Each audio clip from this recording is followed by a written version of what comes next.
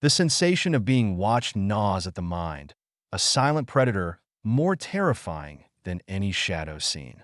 It is not just the idea of unseen eyes that unsettles, but the intent behind them, an unspoken promise of action, a slow and deliberate waiting.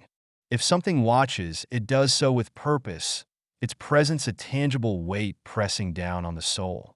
It is this predatory stillness that makes even the bravest hesitate, the subtle knowledge that the act of observation can be a precursor to something far worse. This story begins in the late 80s, under the sun-soaked skies of Egypt, where history and myth intertwine like the veins of the Nile. Bill Rich, a middle-aged history enthusiast, his teenage son Lawrence, and Bill's new partner Liz arrived with a shared excitement. They were eager to explore the hallowed tombs of the pharaohs before the crowds turned the ancient corridors into a bustling attraction. For Lawrence, it was a dream come true, a chance to walk among the remnants of a world he had only read about in books. For Bill, it was an opportunity to strengthen his bond with both his son and Liz, his partner of just a few months. The trip seemed destined to be one of wonder and discovery, a journey that would bring them closer together. The desert sun was relentless, scorching the sands and the ancient stones that littered the landscape.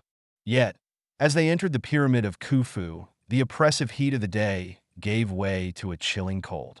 The air inside the pyramid was thick, damp, and strangely suffocating, carrying a faint scent of decay that seemed to whisper of its age. The walls, once vibrant with hieroglyphs, loomed dark and foreboding, and the sound of their footsteps was swallowed by the surrounding silence. It was as if the pyramid itself was alive, breathing in their presence. Liz led the way, her curiosity overriding the unease that had settled over the group.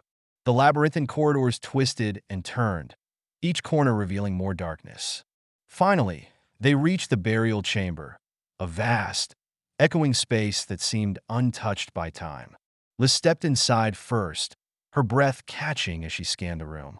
Tiny, flickering lights appeared to dance along the walls, moving like spectral fireflies.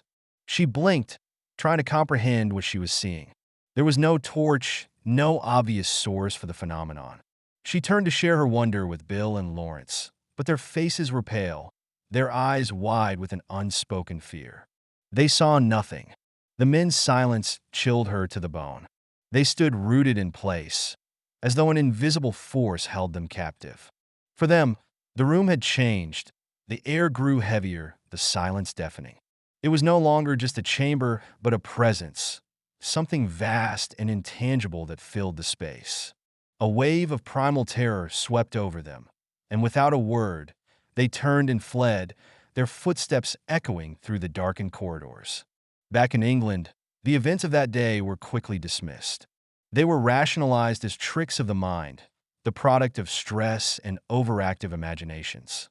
Bill and Liz moved forward with their lives, their relationship growing stronger. Together, they purchased a picturesque farmhouse in the Welsh countryside, a charming, ivy-clad structure surrounded by rolling hills.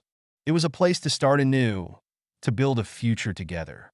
Yet, the locals had another name for the house, Hellfire Farm. At first, Bill and Liz laughed off the rumors. The house, with its rustic charm, seemed anything but sinister. Its isolation was a feature, not a flaw. The air was crisp, the views breathtaking. Yet, from the moment they crossed the threshold, an unshakable heaviness settled over them. The farmhouse felt oddly disconnected from the world, as though it existed in a bubble. This strange stillness should have been a warning, but the couple embraced it, mistaking it for peace. The signs of trouble began subtly. At night, Bill would hear footsteps overhead, the heavy thud of boots pacing back and forth. Each time he investigated, the upper floors were empty. The power bills arrived with alarming regularity, the costs inexplicably high. Despite repeated visits from technicians, no faults were found. The house seemed to consume energy with a voracious appetite, draining their finances as it did their spirits. Then there were the animals. The family's pets and livestock grew increasingly restless. The goat crushed its own kid in a fit of inexplicable rage. The pig, once healthy, succumbed to a sudden and mysterious illness. Even the family dog, once a loyal companion, fled into the surrounding woods and never returned. The cat, a creature typically aloof but calm, began to circle endlessly, its eyes fixed on invisible horrors that only it could see. The farmhouse itself seemed to breathe malevolence. The air would suddenly fill with the acrid stench of sulfur, a choking odor that vanished as quickly as it appeared. Shadows danced in the corners of their vision, always just out of reach, while the walls seemed to pulse with a life of their own. Bill and Liz began to whisper about curses and dark forces, their laughter replaced with hushed tones of fear. But it was Lawrence who changed the most. The bright, curious boy who had marveled at the wonders of Egypt was gone. In his place was a sullen, withdrawn teenager whose anger burned just beneath the surface. He spent hours locked in his room, painting the walls in shades of red so dark they seemed to absorb the light. At night, he raged, his voice a guttural growl that echoed through the house. His words were filled with obscenities, but they carried an unnatural weight, as though something ancient spoke through him. One night, as the family sat huddled in the living room, the house unleashed its fury. The windows rattled violently, though the air outside was still. A low, guttural moan echoed through the walls, a sound that seemed to come from the very bones of the house. The lights flickered and died, plunging them into darkness. In that moment, they felt it, a presence, vast and overwhelming, closing in around them.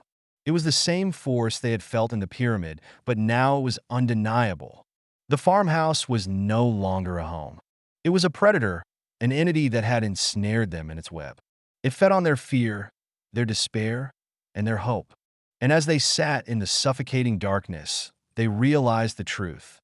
They were no longer alone.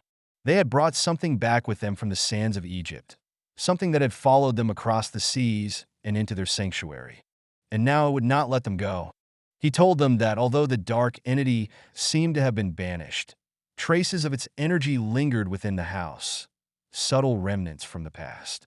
These echoes of the haunting were not potent enough to cause direct harm, yet their presence could still be felt in the most unexpected ways. Burks advised the family to carry on living with positivity, making sure to avoid any actions or objects that could unintentionally awaken the dormant energy, lest it stir the remnants into action again. Bill, Liz, and their children slowly adjusted to a more peaceful and routine existence. The apparitions that once terrified them began to appear less and less, and the oppressive atmosphere that had once haunted the house gradually seemed to fade away entirely. Over time, Bill's artwork, which had once been consumed by dark, ominous themes reflecting the haunting, began to evolve. His paintings shifted toward lighter, more hopeful subjects, a clear reflection of his growing sense of peace. Liz, too, began to reclaim her nights, finding herself finally able to sleep soundly again, free from the disturbing, restless nights that had once plagued her sleep for so long. The house at Heol Fanog, which had once been a living nightmare for the rich family, ultimately transformed into a symbol of resilience and the unyielding strength of belief. Although they never fully comprehended the true nature of the forces that had haunted them, they emerged from the ordeal stronger than before, their bond as a family only deepened by the trials they had faced together. For those who visited Heol Fanog in the years that followed, it appeared to be just another quiet, rural home, no different from any other. However, for those who had lived through the terrifying experiences, it would forever hold an air of mystery.